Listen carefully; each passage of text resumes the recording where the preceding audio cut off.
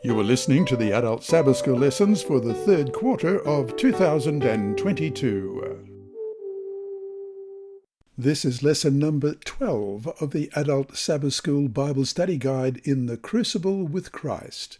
The lesson is titled Dying Like a Seed and is ready for teaching on September 17. The author is Pastor Gavin Anthony, who was conference president in Iceland when he wrote this series of lessons. Today, your lesson is read by Dr. Percy Harrold. Wednesday, September 14. Self-Reliance. When Eve sinned in the Garden of Eden, it wasn't simply because she doubted God's word. At the heart of the problem was her belief that she had enough wisdom to decide for herself what was good and right. She trusted her own judgment. When we rely on our own judgment as opposed to trusting God's word, we open ourselves up to all sorts of problems. The story of Saul describes his steps to self-reliance and the tragedy that so quickly follows. Samuel anointed Saul as God's king in 1 Samuel 10:1. Then Samuel took a flask of olive oil and poured it on Saul's head and kissed him, saying, "Has not the Lord anointed you ruler over his inheritance?" Then he gave Saul specific instructions in verse 8. "Go down ahead of me to Gilgal. I will surely come down to you to sacrifice burnt offerings and fellowship offerings, but you must wait 7 days until I come to you and tell you what you are to do." But Saul disobeyed. Read the next part of the story in 1 Samuel chapter 13, verses 1 to 14. What did Saul do that led to his own downfall?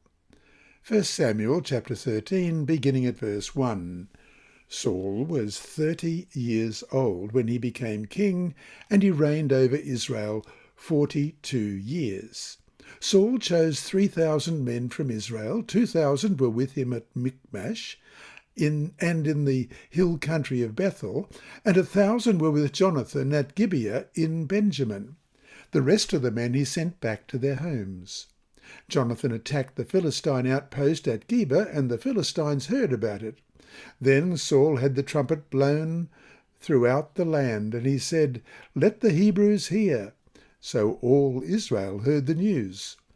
Saul has attacked the Philistine outpost, and now Israel has become obnoxious to the Philistines. And the people were summoned to join Saul at Gilgal.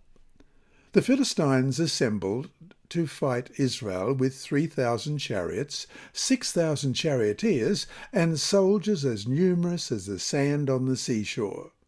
They went up and camped at Michmash east of Beth-aven. When the Israelites saw that their situation was critical and that their army was hard-pressed, they hid in caves and thickets among the rocks and in pits and cisterns. Some Hebrews even crossed the Jordan to the land of Gad and Gilead. Saul remained at Gilgal, and all the troops with him were quaking with fear.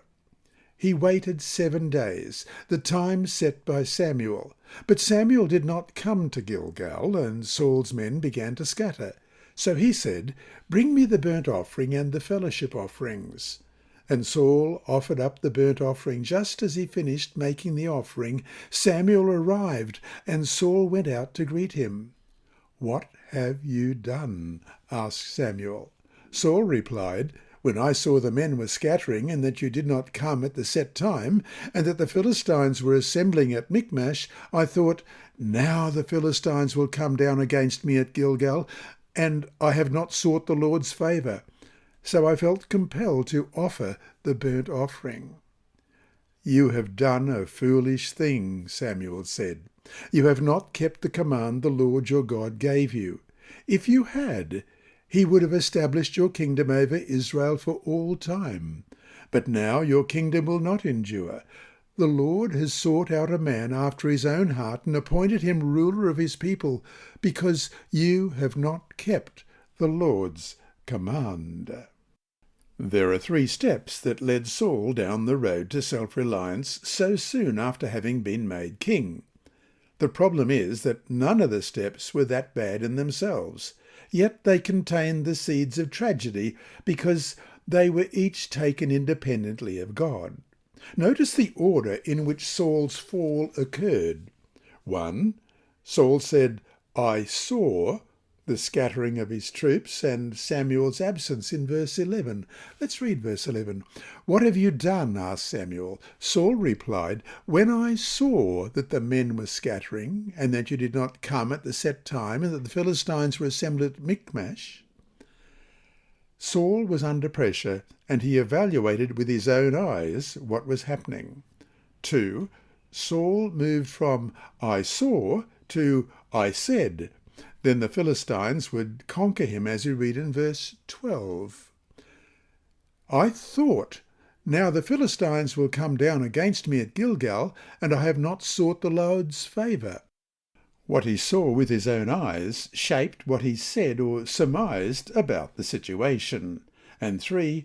Paul moved from "I said" to "I felt," compelled to offer sacrifice in verse 12. Let's read the complete verse 12. "I thought, now the Philistines will come down against me at Gilgal, and I have not sought the Lord's favour. So I felt compelled to offer the burnt offering." What Saul thought now shaped his feelings. All of us have done this. We rely on our own human eyesight, which leads us to rely on our own human thinking, which leads us to rely on our own human feelings. And then we act on these feelings. And so to finish the day, why do you think it was so easy for Saul to follow his own judgment, even though he had God's clear instructions still ringing in his ears? If we know that we are so fragile and have such imperfect knowledge, why do we still try to rely on ourselves? What can we do to learn to trust in the Lord's commands more than trusting in ourselves? This lesson was read by Dr. Percy Harrold for Christian Services for the Blind.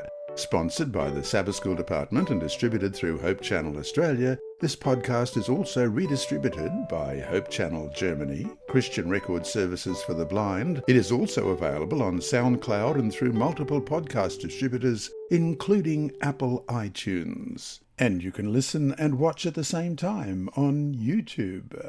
Remember, God is always faithful.